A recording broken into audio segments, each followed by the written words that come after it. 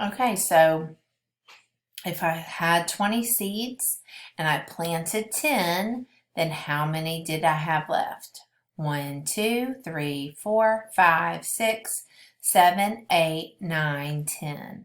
So if I started with 20 and I planted 10, then I have 10 seeds left. So I could use my picture to help me. I could use my number line also. If I started at 20 and I planted 10, I'm going to go backwards, right? I want to know how many. So I'm going to hop backwards. 10 spaces. 1, 2, 3, 4, 5, 6, 7, 8, 9, 10. And where did I land?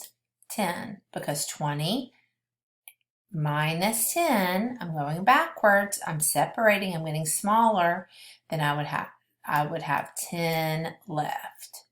Same thing if I use my 10 frames. I could have 20 counters. I could take away 10. If I took away 10 of those counters, then how many do I have left?